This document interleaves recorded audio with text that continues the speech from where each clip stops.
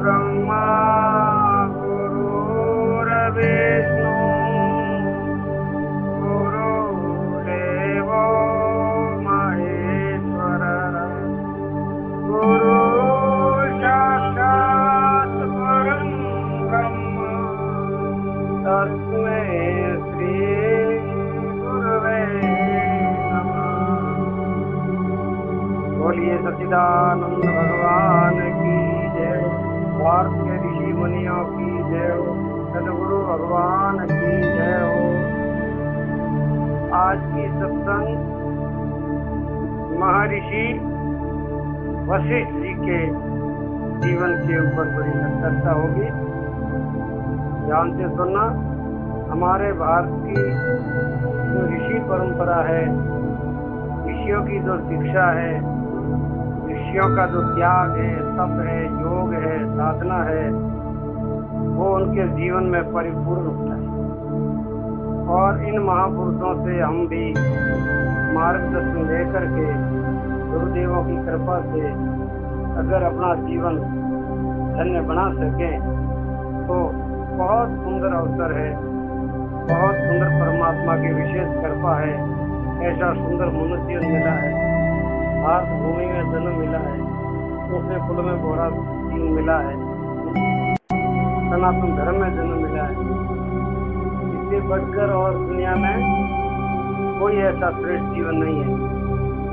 अब इस जीवन को श्रेष्ठ बनाने के लिए हमारे आदर्श जो ऋषि मुनि है, आदर्श ऋषि मुनि है, उनका चिंतन करेंगे और उनके जीवन को याद करेंगे और उनके जीवन जीने की जो कला है उनको याद करके हम भी एक एक कदम रोज आगे बढ़ते जाएंगे। तो आज महर्षि वशिष्ठ जी की जीवन कथा आएगी। पहले मित्रा वरुण देवताओं के यज्ञ में वशिष्ठ जी अगस्त जी के साथ ही उत्पन्न हुए थे। ब्रह्मा जी की आज्ञा से उन्होंने सूर्य वंश का पुरोहित बनना स्वीकार कर दिया। वशिष्ठ जी सूर्य वंश के पुरोहित हैं।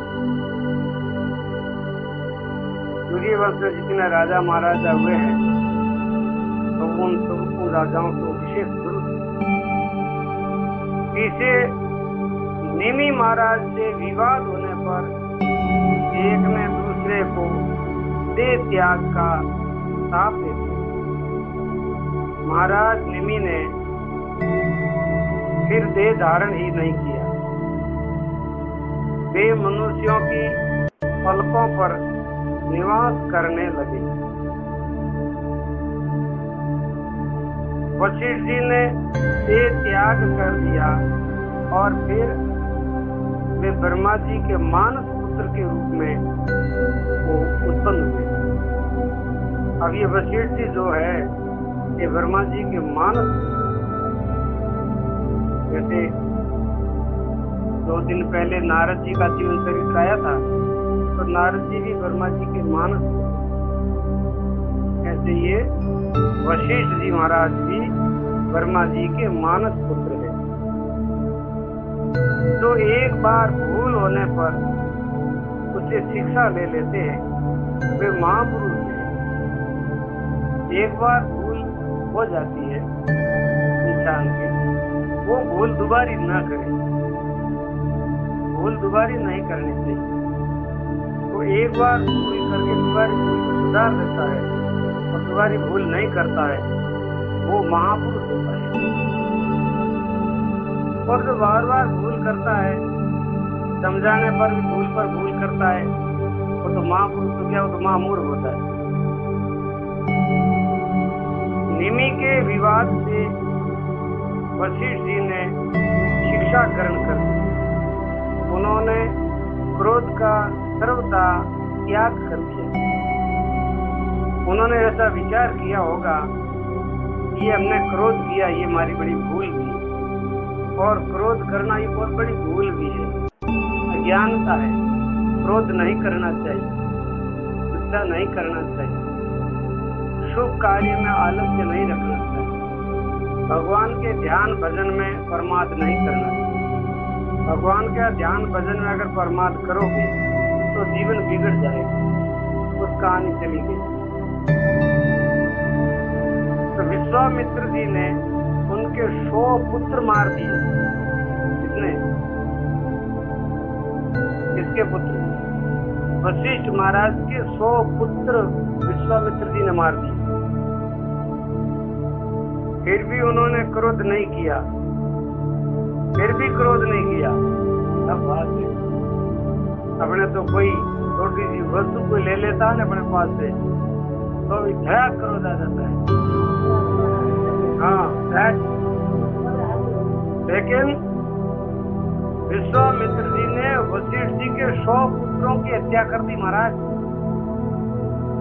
फिर भी महाराज ने पहले संकल्प कर दिया था कि हम कुछ भी हो क्रोध नहीं करेंगे, क्योंकि पहले चमत्कार मिल चुका था। इसलिए उन्होंने पुत्र से पूर्ण रूप से औध की साधना की थी, संयम की साधना की थी, वृत्तियों के ऊपर अपना पूरा कंट्रोल किया था। समत्व योग उच्चते, उन्होंने समता को धारण किया था। तो जिनके 100 पुत्रों की हत्या कर दी तो भी क्रोध नहीं किया, गुस्सा नहीं किया। तो छोटी छोटी बात पर तो करने का सवाल ही नहीं है। बात ये थी कि विश्वामित्र जी ब्रह्म ऋषि बनना चाहते थे। अब विश्वामित्र जी तो थे राज ऋषि और वशिष्ठ जी महाराज थे ब्रह्म ऋषि।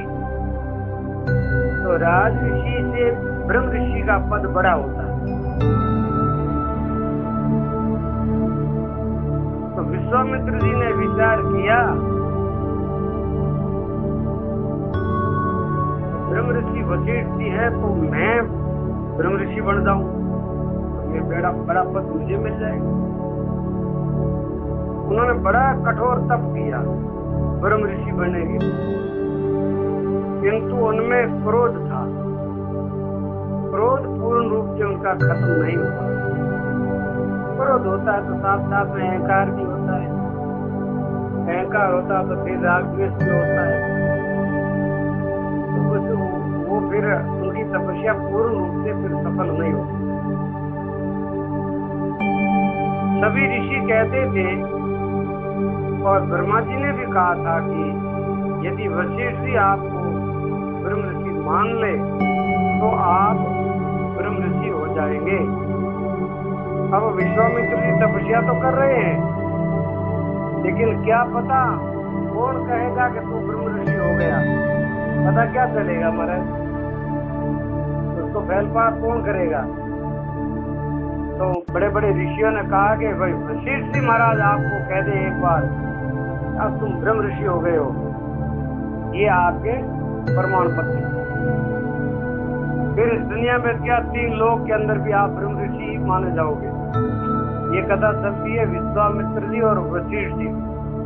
वशिष्ठ जी वो है जो सूर्य वंश के राजपुरोहित थे। जैसे राम जी के, दशरथ जी की सारी परंपरा में वो वशिष्ठ जी गुरु थे। और विश्वामित्र क्षत्रिय थे, वो अपने तपस्या के बल पर, भुजा के बल पर ब्रह्म ऋषि बनना चाहते।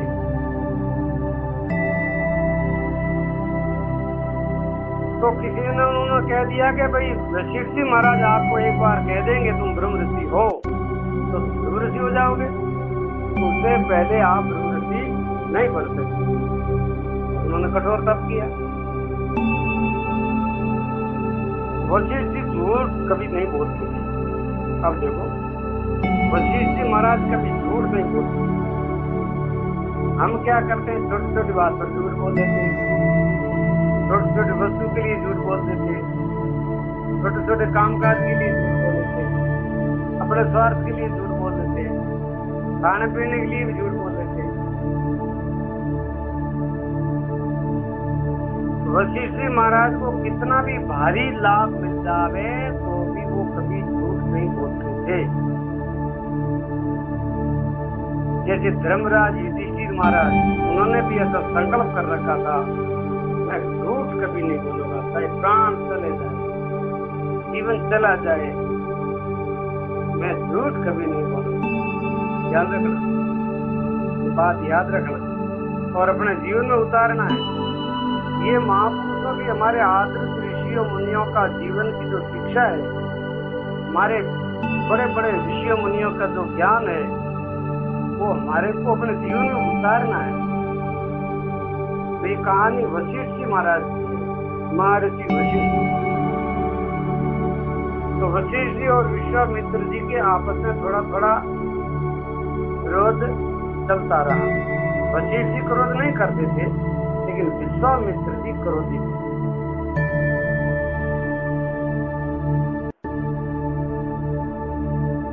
अब उन्होंने कहा कि जब तक जीवन में क्रोध है, जब तक कोई ब्रह्म ऋषि नहीं बन सकता। तो विश्वामित्र को अब क्रोध तो है अभी तक, चले आपने तपस्या बहुत बड़ी कर ली है, देवता तुम्हारी सेवा में लगे हैं, भगवान आपसे रूबरू बातचीत करते हैं, तो भी आप ब्रह्म ऋषि नहीं हो सकते। ब्रह्म ऋषि आप कब होंगे? जब आपने क्रोध आदि विकारों पर विजय प्राप्त कर ली है। आपके भीतर कभी क्रोध आता ही नहीं है, हमेशा के लिए प्रसन्न चित्त रहते हो, हमेशा के लिए आनंद में रहते हो, मस्त रहते हो, आत्म मस्ती में रहते हो, ब्रह्म मस्ती में रहते हो, जब आप ब्रह्म ऋषि कहलाओगे। तो विश्वामित्र जी इस बात से बहुत रुष्ट थे। वे रुष्ट थे कि वशिष्ठ उन्हें ब्रह्म ऋषि कभी तक क्यों नहीं मानते हैं। वो वशिष्ठ मेरे को ब्रह्म ऋषि क्यों नहीं मानता है, इसीलिए उनको क्रोध भी आ रहा है। क्यों नहीं मारा है? कुछ जबरदस्ती तो नहीं है। अब आप स्कूल में पढ़ते हो, आप कहते हो कि मास्टर हमको सबसे बढ़िया नंबर क्यों नहीं देता? अरे तुम लायक हो ही नहीं तो कैसे देंगे? तुम लायक बनोगे तो नंबर मिलेंगे। वो फालतू क्रोध कर रहा है मास्टर के ऊपर कि मास्टर नालायक है, मेरे को बढ़िया नंबर नहीं देता है। अब तुम पढ़ाई नहीं करते हो तो नंबर कैसे मिलेंगे? वो वशिष्ठ जी महाराज कहते हैं कि तुम्हारे अंदर जब तक क्रोध है, तब तक मैं आपको ब्रह्म ऋषि कभी नहीं कहूंगा, मैं आपको प्रमाण पत्र नहीं दूंगा। अनेक बार दिव्य अस्त्र शस्त्र लेकर के उन्होंने वशिष्ठ जी पर चढ़ाई की खत्म करने के लिए। जब ज्यादा क्रोध बढ़ जाता है ना, जब क्या होता है पता है? चाहे बहन हो, चाहे भाई हो, चाहे बाप हो, चाहे बेटा हो, चाहे पति हो, चाहे पत्नी हो, चाहे गुरु हो, चाहे चेला हो, जब क्रोध आता है ना, ध्यान से सुनो, जब क्रोध आता है ना, जब हम दूसरे हो जाते हैं, मतलब हम राक्षस के जैसे हो जाते हैं, मारकूट कर लेते हैं, गाली गलौज कर लेते हैं, अपमान कर लेते हैं और मौका उसका गला भी दबा देते हैं। ये सब किसका काम है? क्रोध का काम है।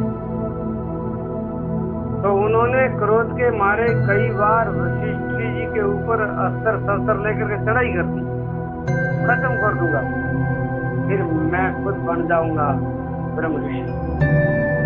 दूसरा कोई है ही नहीं, एक विशेष है तो वशिष्ठ को खत्म कर देंगे, फिर अपना नंबर लग जाएगा। अरे ऐसे नंबर नहीं लगता है भैया। किंतु वशिष्ठ जी के ब्रह्म तेज से उनके सब अस्त्र शस्त्र व्यर्थ हो गए, निस्तेज हो गए, उनके कोई हथियार काम भी नहीं करते। उनका ब्रह्म तेज इतना था। ब्रह्म तेज आता है ब्रह्मचर्य से। ब्रह्मचारी में समझते हो आप? ब्रह्मचर्य में समझते हो?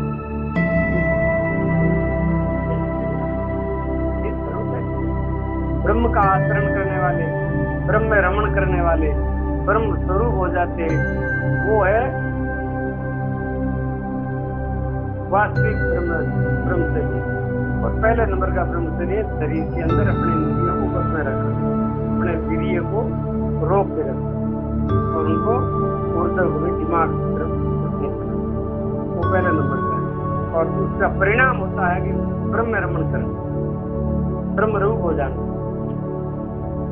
दोनों के ब्रह्म तेज से विश्वामित्र के सारे अस्त्र शस्त्र निस्तेज हो जाते थे, काम ही नहीं करते। अब क्या करें, करें क्या आप उनके आगे? इससे उनको और भी ज्यादा चिढ़ आने लगी, और ज्यादा क्रोध आने लगा।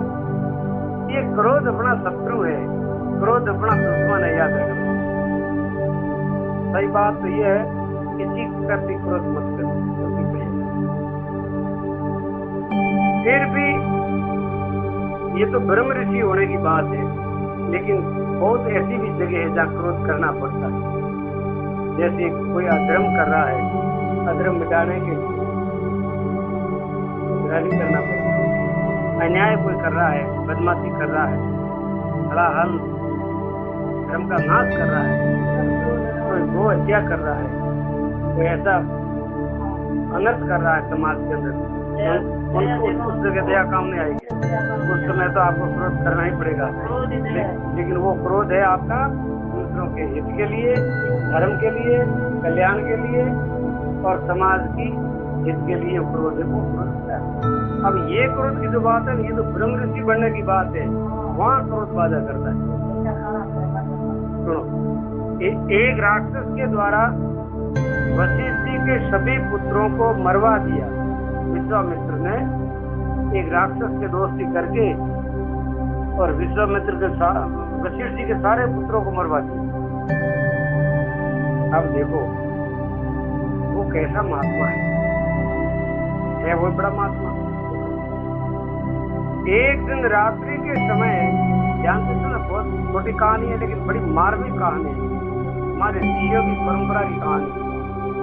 तो एक दिन रात्रि के समय शस्त्र लेकर के वशिष्ठ जी को मारने के लिए विश्वामित्र अपने आश्रम से निकल करके और वशिष्ठ जी के आश्रम पर गए और वहां छिप करके बैठ गए।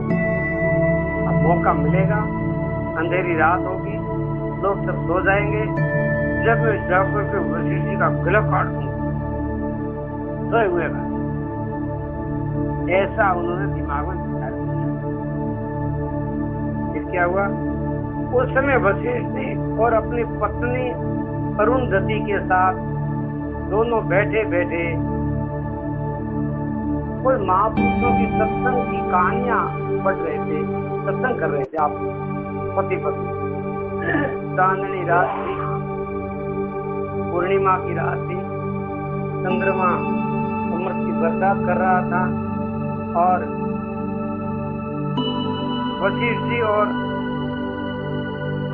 पत्नी उन्होंने अरुंधति के साथ दोनों ही बड़ी सुंदर सत्संग बातें कर रहे थे। चांदनी रात थी।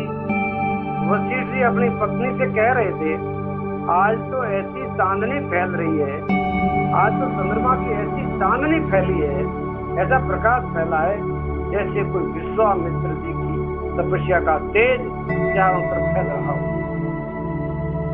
अब वो विश्वामित्र जी सुन रहे हैं वहां चुप करके बैठे बैठे।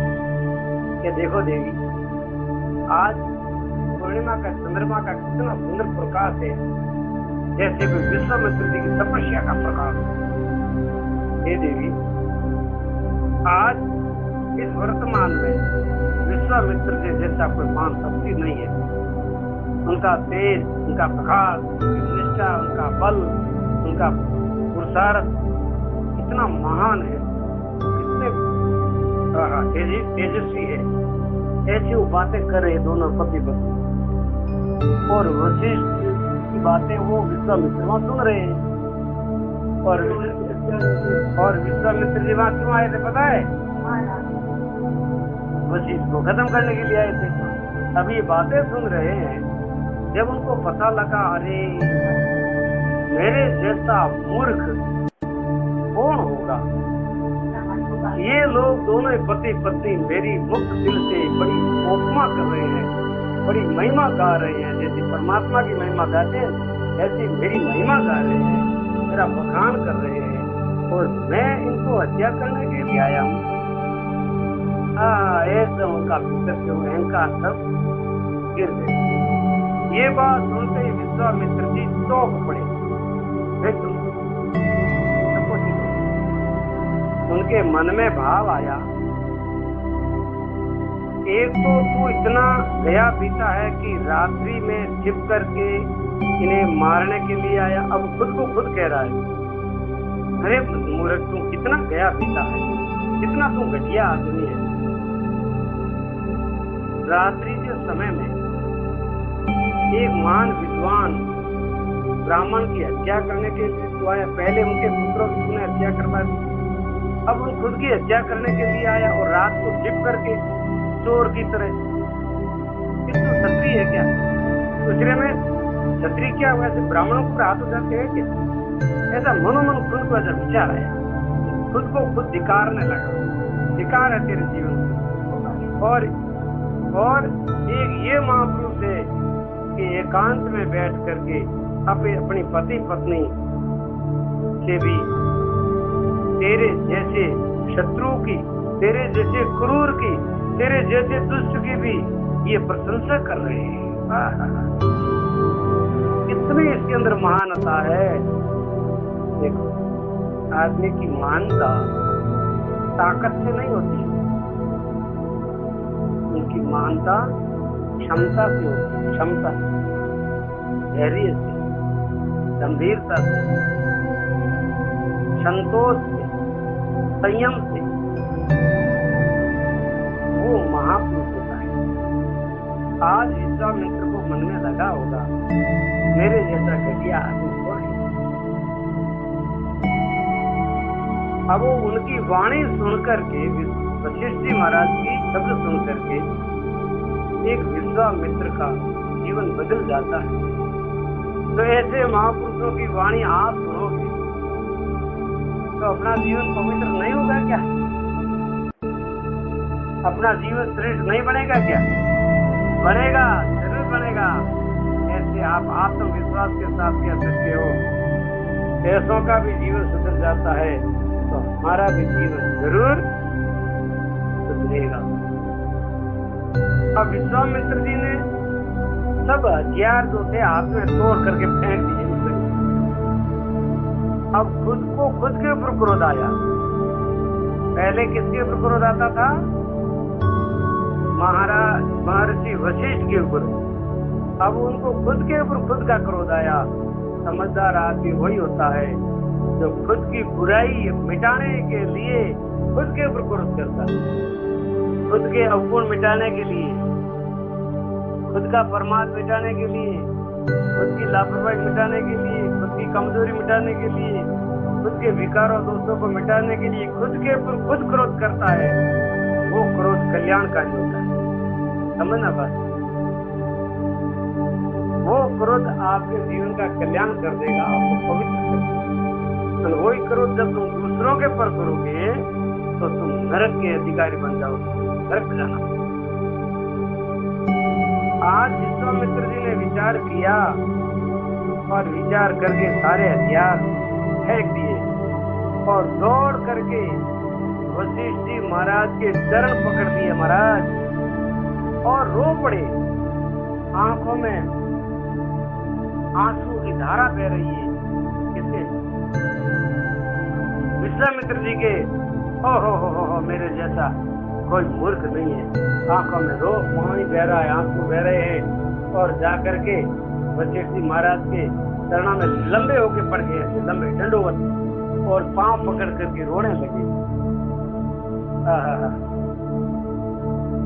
क्या अहंकार गल गया सब। बर्फ था वो पिघल गया, पहले बर्फ पत्थर जैसा था और वो पिघल गया, पानी जैसा निर्मल हो गए, बह गया, बस मिट गया गुरु के शरणों में। ऐसे गुरु के शरणों में मिट जाओ, ठीक है नहीं? गुरु के शरणों में जब मिट जाते हो उसमें तुम महान बन जाते हो। मिट करके बनना है, यहाँ बन करके नहीं, गुरु के शरणों में मिट करके बनना है, महान बनना है। तो आज विश्वामित्र जी वशिष्ठ जी के शरणों में गिर पड़े हैं। मिटा दे अपनी हस्ती को, जो कुछ मरता चाहता है, दाना मिलकर के खाक में खुले गुलजार होता है। दाना मिट्टी में डालते हैं, दाना फूटता है, दाना मिटता है, जब पौधा बनता है, अंकुर निकलता है। समझाई बात? ऐसे ही हमको गुरु के शरणों में विश्वामित्र की तरह मिट जाना है। रो रो करके क्षमा मांगने लगे। हे भगवत, वशिष्ठ जी ने उन्हें उठा करके दोनों हाथों से ऊपर उठा करके अपने गले से लगा दिया, हृदय से लगा दिया। आज वो वशिष्ठ जी महाराज समझ रहे हैं कि आज विश्वामित्र का सारा अहंकार खत्म हो गया है और सारा क्रोध खत्म हो गया है और वास्तव में और कहा कि आज आप ब्रह्म ऋषि हो गए हो। वाह, आज आप ब्रह्म ऋषि हो गए हो महाराज। मोर साहब लगा दी, जाओ आज ये तुम ब्रह्म ऋषि।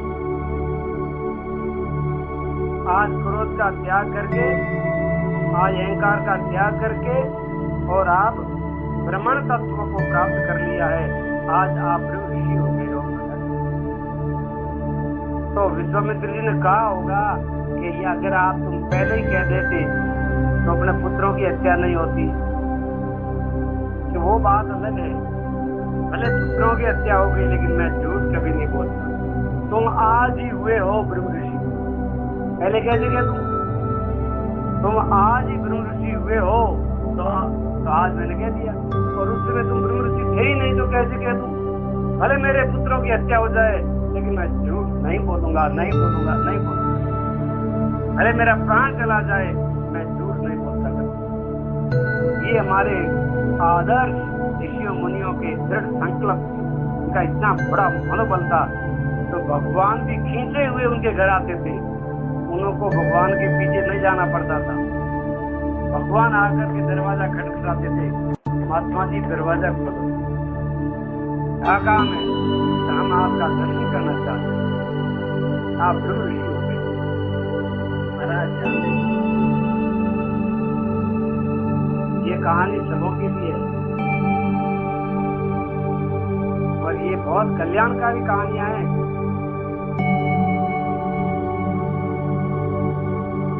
परशुराम जी के क्रोध से रघुवंश की रक्षा वशिष्ठ जी ने ही की थी।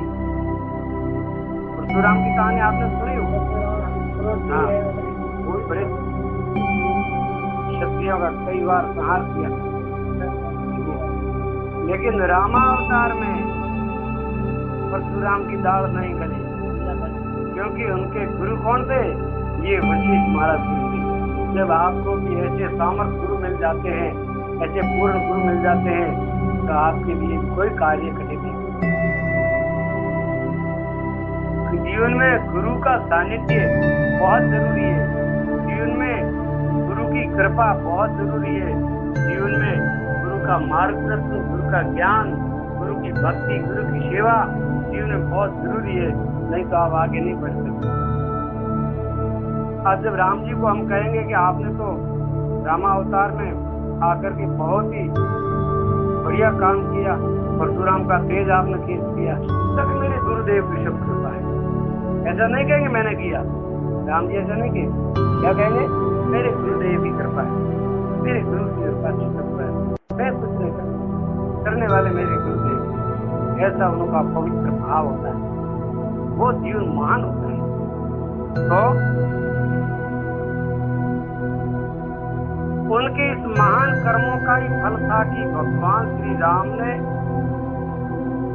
वशिष्ठ जी को गुरु बनवाया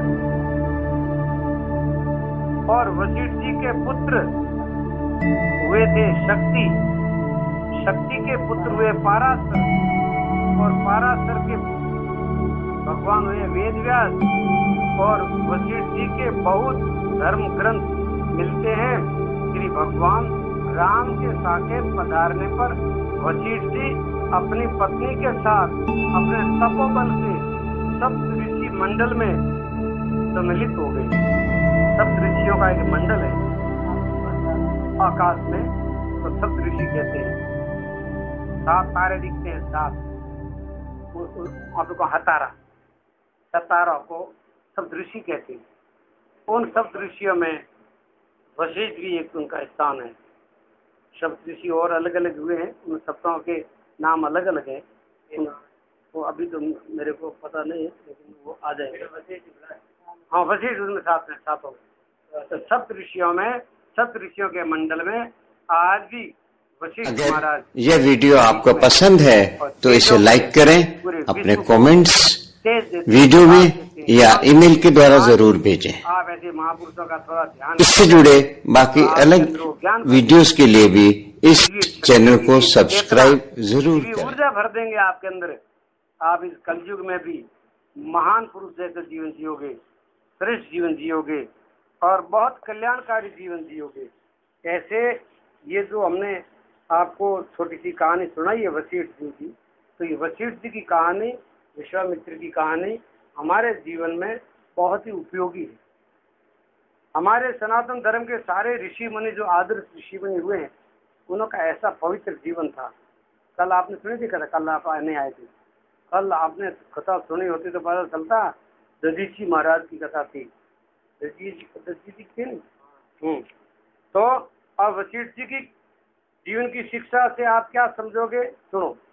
क्रोध पाप की जड़ ही जानो, सब अनर्थ उसमें ही मानो। क्रोध बना देता अज्ञानी, चाहे हो कितना भी वो ज्ञानी। क्रोध में आदमी बेहोश हो जाता है।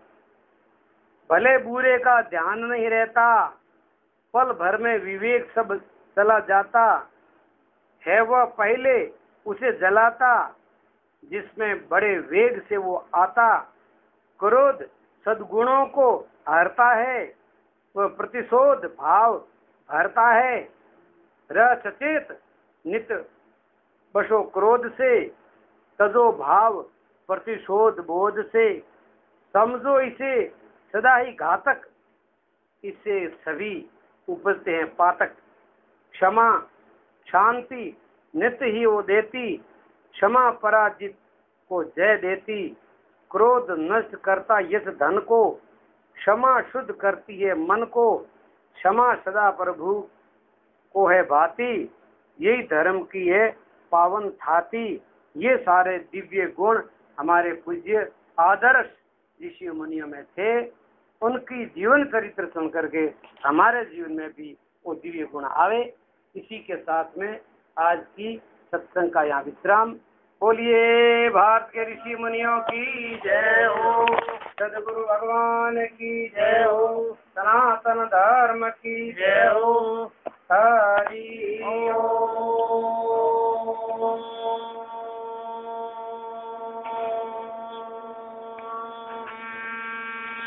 हरि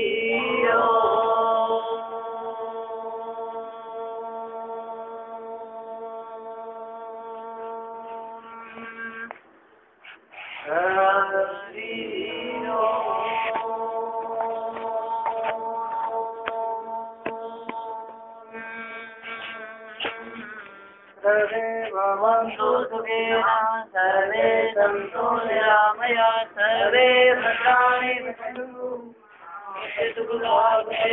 ओम शांति शांति शांति। नमः पार्वती पतये। हर हर महादेव, हर हर। आज सत्संग का समापन।